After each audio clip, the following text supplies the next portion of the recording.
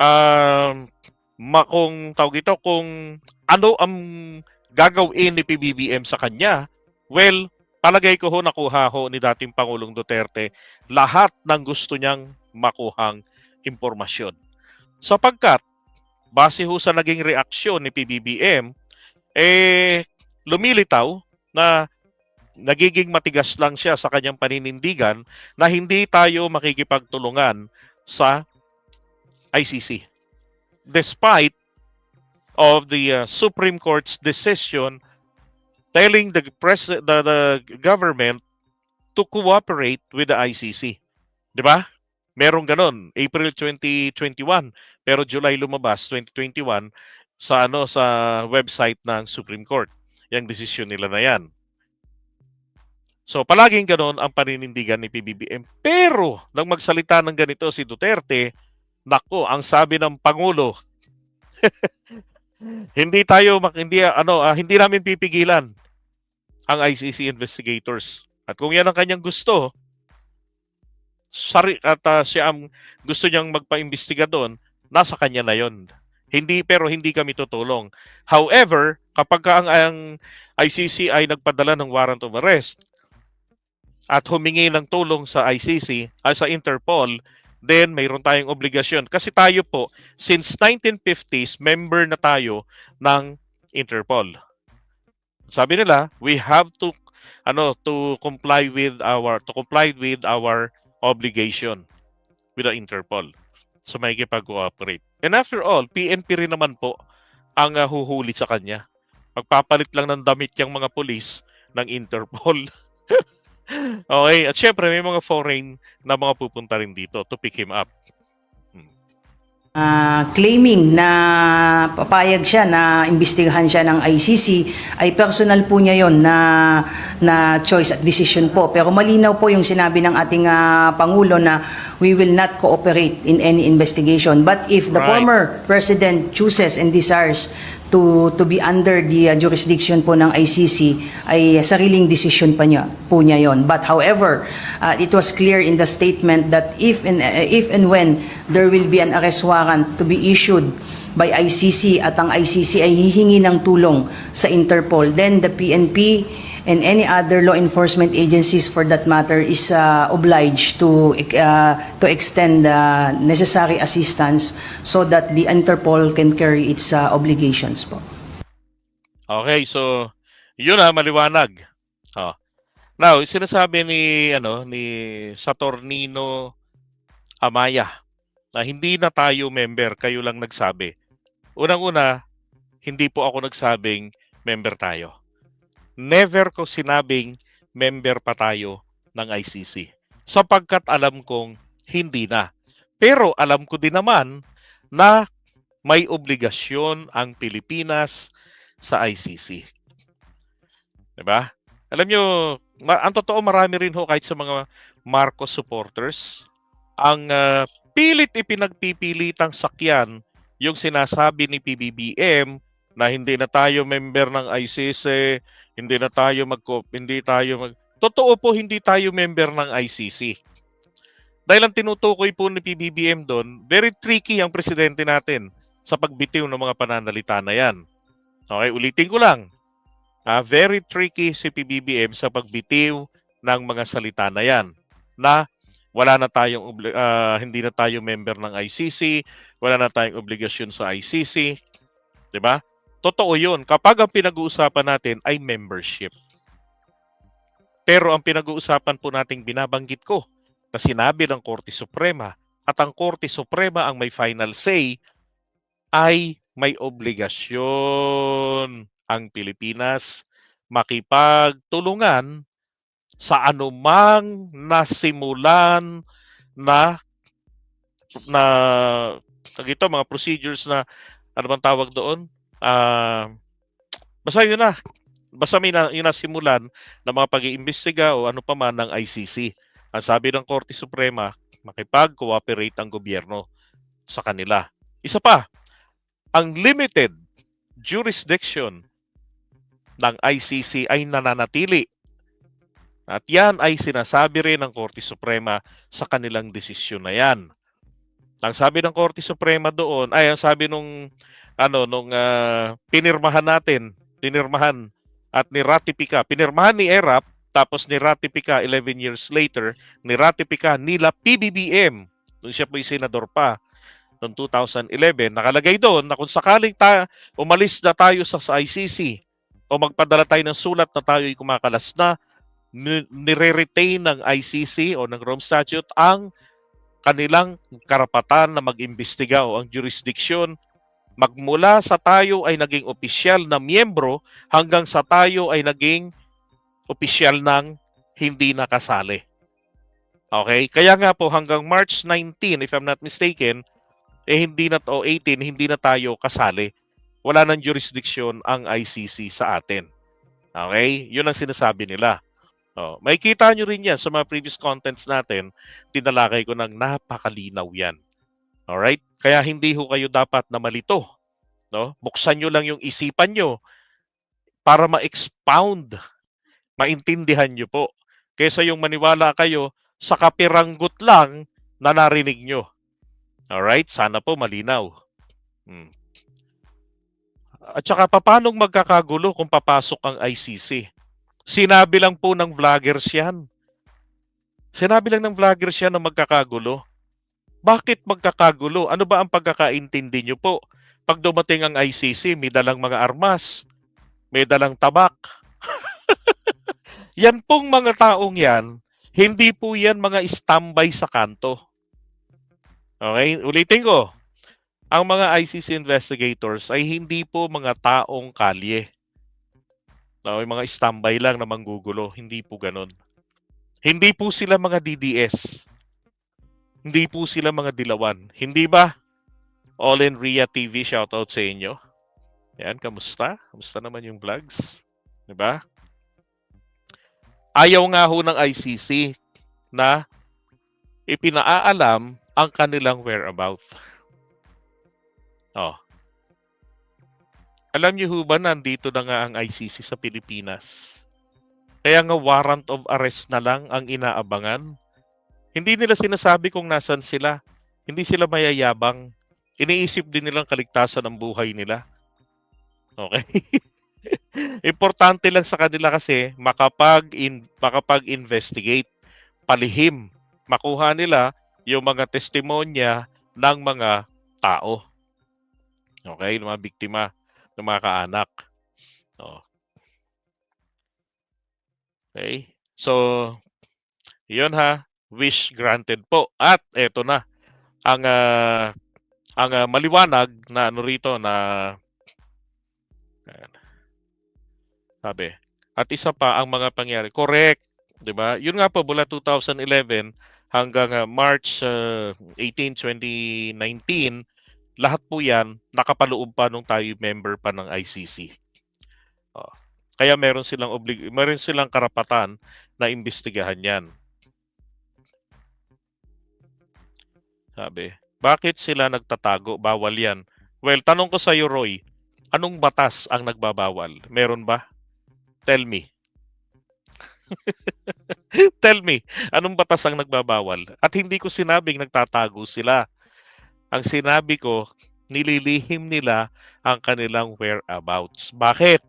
Kasi po mga maimpluwensyang tao ang kanilang subject. Okay?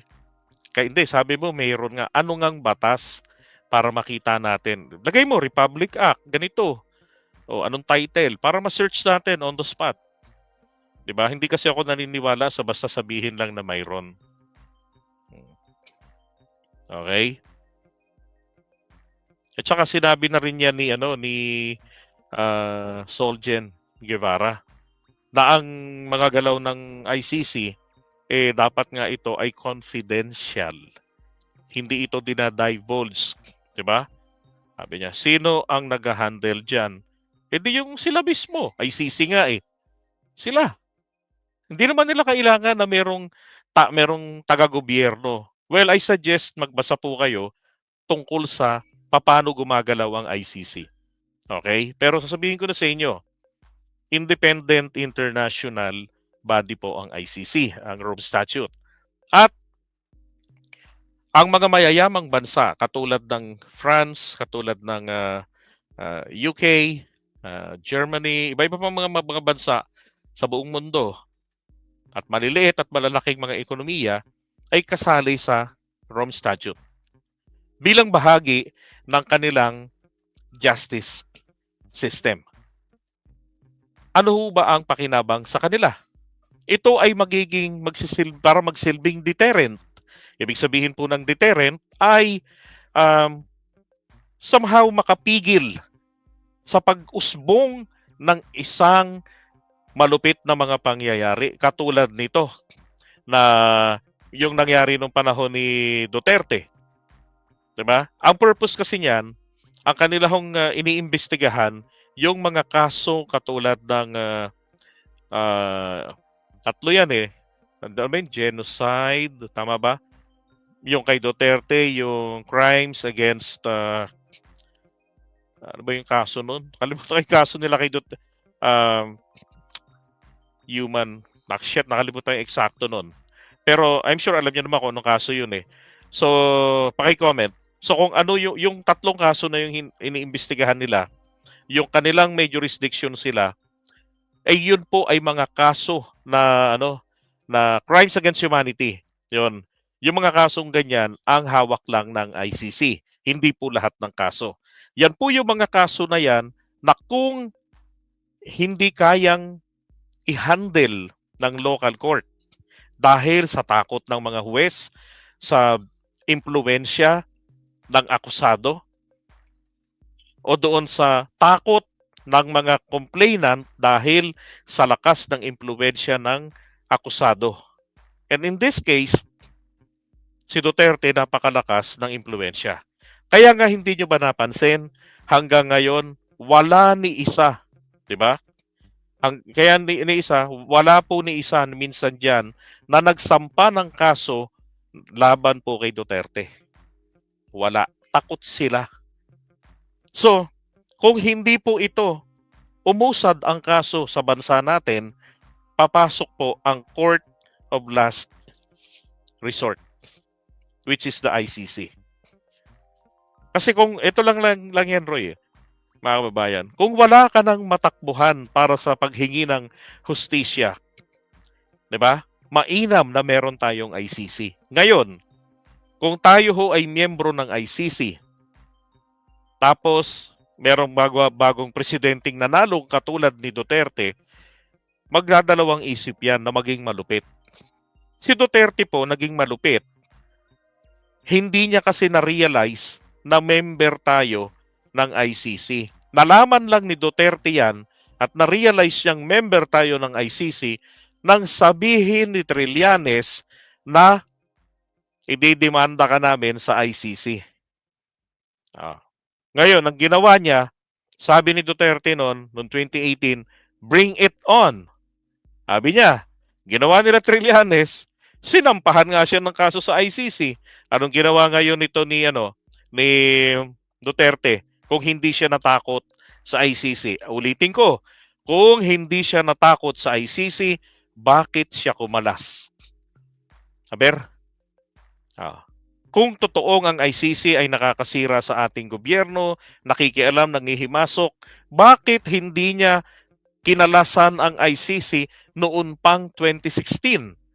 At bakit hindi niya binabatikos even during the campaign period ang ICC? Simply because he doesn't know, or maybe he's not aware, that we are member of the ICC. Until such day na sinabi nila Trillanes, ididemanda ka namin sa ICC. At alam ni Duterte ang lakas ng epekto ng ICC. Kaya kumalas tayo. Sabi, ba't tayo umaasa sa ibang bansa? Uulitin ko sa iyo, hindi po bansa ang ICC. Okay? Hindi ho siya bansa.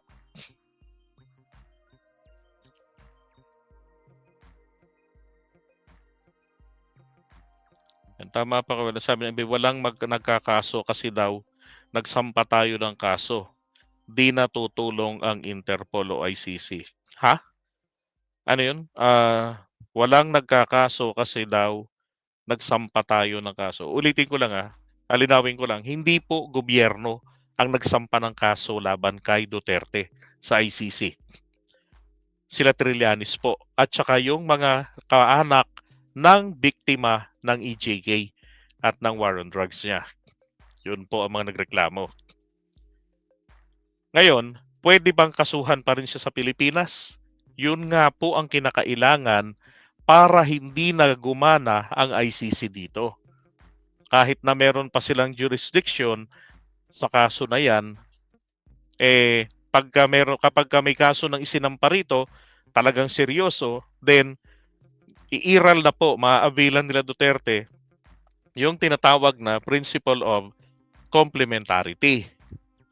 Ibig sabihin ng complementarity, kinikilala ng ICC ang kapangyarihan ng local courts na mag-persecute ng akusado. Pero kailangan seryoso. Di ba? Nag-i-investigate. Ang problema, hindi nila tayo pinaniwalaan kasi nahalata nilang niloloko-loko lang nila ang ICC. Noong panahon ni Duterte, noong panahon ni PBBM, nagkaroon din ng investigasyon, hindi po pinaniwalaan. Sabi ng ICC, sa madalihang salitaan ay kung seryoso kayo, bakit 200 lang? 7,000 dapat ang kaso. Nasaan ang 7,000 folders? Dahil ang investigation, dapat kada namatay, investigation. Nasaan? Diba? Wala nangyari. Alam mo, palagay ko, hindi ka aware eh. Okay? I-research mo na lang yan. Alright, so iwan na muna natin ito. Saan daw base ang ICC? Sus Maria Josep. Mag-research ka na lang nga muna. Hirap magpaliwanag. Okay, so ito lang. Just to wrap it up. Ito po. Wish granted, sabi ng PNP.